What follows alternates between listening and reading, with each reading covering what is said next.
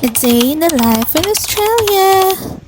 So today's video guys, nagpa-Woolworths kami gali. So after ni sasang speech therapy ni Phoenix, so before going home, nag-crave ko sa steak. So sambal ko mahapit kami na sa Woolies kay napit naman ni sa amo na house. So gindala ko si Phoenix sa mall para maka walkman siya para hindi siya maboard sa salakyan while waiting sa ako no. So actually ang Woolies dapat katuan namon kaso may butcher's shop diri sa inside sa Mitcham Square. So nagdantaw kami dira sang mga meat kag sang steak. So dara na lang ako nagbakal. So wala ko na video guys. Tapos amo na ni amo man lang tong ginkadto namon. Nagbakal man lang kami sang steak. So papuli na kami. Pabalik na kami sa salakyan sa parking na siya. So ara, pasang papabalik namon kagina. Mayo lang kay ang cart sang isa ka OC na pabayaan niya. Hindi naman siguro hungod. Wala siya ka talopangod nga ato na kita nyo. Abi ko anay, diri siya makadto sa salakyan namon pero mayon diri sa piyak pero at least wala nagasgasa ng piyak nga salakyan tapos ara nagamangkot ko sa iya kung iya ang cart. Sorry. Well, that wasn't from this. I don't think so. Guys, sabi nyo bala, i-share ko lang nga. Hindi tanan nga mga OC, pag the way sila magambal, maintindihan ko kay usually do ginakaon nila ilang ginahambal. So kisa ginapasakayan ko lang na okay lang ko kay hindi mo ko kay hindi hapos ang ginahambal nila.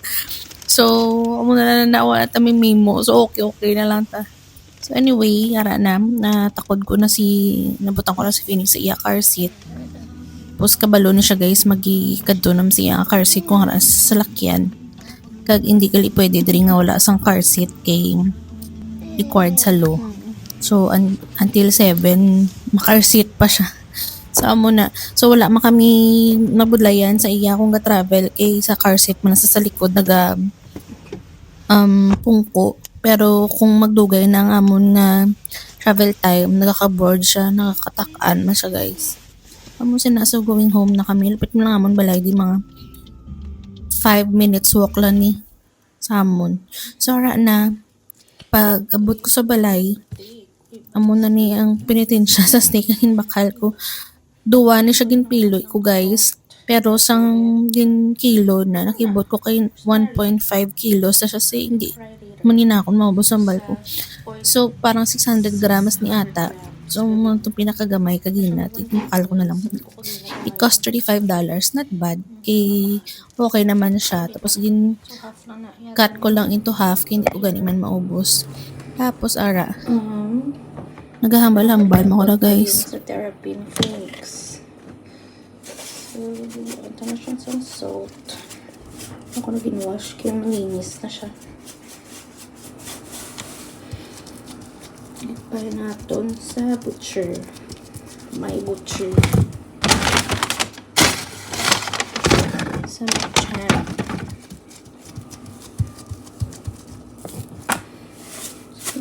So, salt and pepper.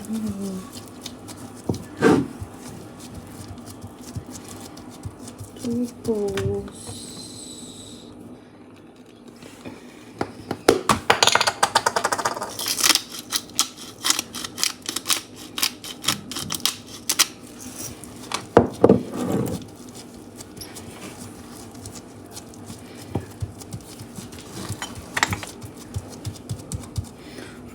Rosemary.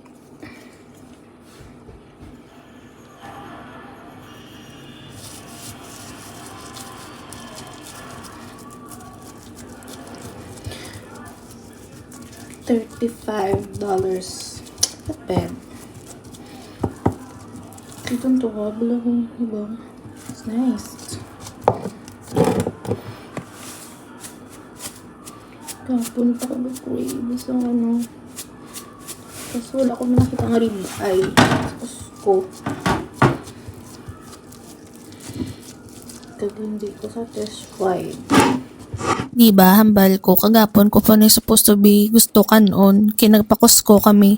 So, unfortunately, isang naganta ko to sang steak sa Costco, wala sila gid masyado sang rib-eye steak, tapos gamay ila mga meat guys, kay hapon naman kami binagkadto kahapon. So, siguro wala pa sila ka-restock, wala kami kabakal.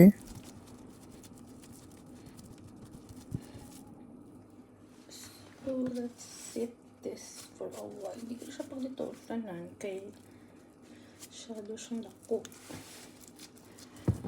So, tungaon ko lang siya. Hindi ko man maubos.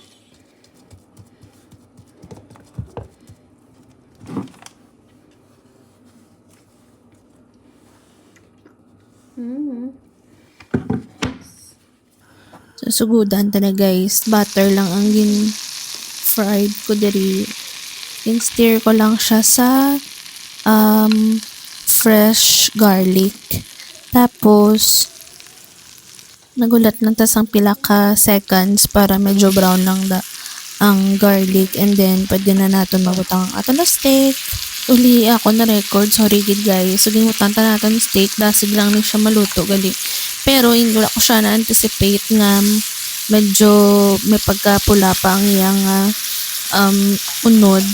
Pero, okay lang man kay steak siya. Makaoma siya bisan pa paano. Kay, di ba may depende man asin mo kung ano gusto mo nga type of luto. So, ako gusto ko ang medium rare. Amo na. Tapos, though, wala ko siya na-achieve gid mayo. Kay pag try ko siya nga kaunon, nang medyo may pula-pula pa siya. Pero anyway, okay na siya. Sulit, satisfied you.